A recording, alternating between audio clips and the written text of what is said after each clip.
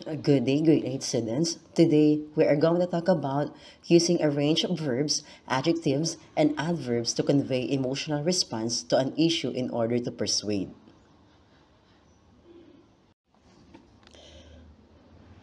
Before we tackle our lesson, let us know what persuade means. Persuade means it is cause to believe something, especially after a sustained effort. The word for persuade is convince. So let us talk about persuasive language. What is persuasive language? It is useful and powerful if you want to convince your audience to believe in you and accept your view about a controversial issue. Here are some common persuasive emphasis markers you can use in your persuasive writing. The first one is the imperative mood. Use of imperative sentence to express a command or call. For example, clean your room. Another, start to think big. Do not fear big responsibilities that will improve us. Again, imperative mood, use of imperative sentence to express a command or call. The next one is inclusive language. Use of words such as I, we, you, us, and our to include the audience, creating a sense of solidarity. For example, is not our trust clinging to smallness the bandage we must break if we are ever to inherit the earth and be free, independent, and progressive? Again, inclusive language, use of words such as I, we, you, us, and our to include the audience, creating a sense of solidarity. The next one is the rhetorical question. Use of a questions to which no answer is needed.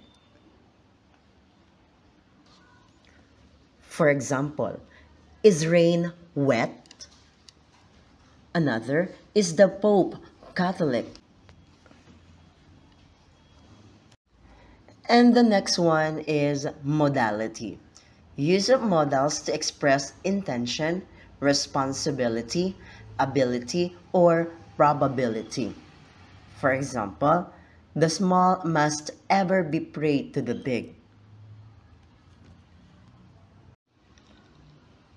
Another is repetition. Repeating big words, phrases, and statements that can reinforce an argument. For example, is that the explanation for our continuing failure to rise, that we buy small and sell small, we think small and do small?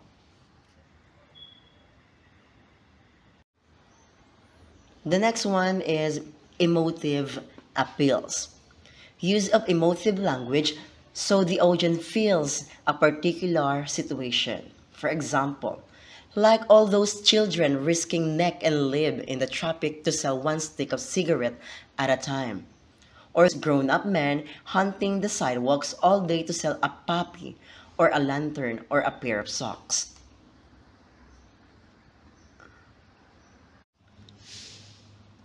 Next is hyperbole.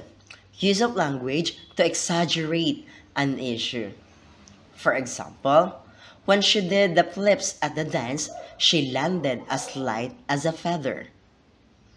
Another, the Filipino who travels abroad gets thinking that his is the hardest working country in the world. And the last one is evidence and statistics. It is use of factual data and statistics. For example, Philippine movies started 50 years ago and during the 30s reached a certain level of proficiency.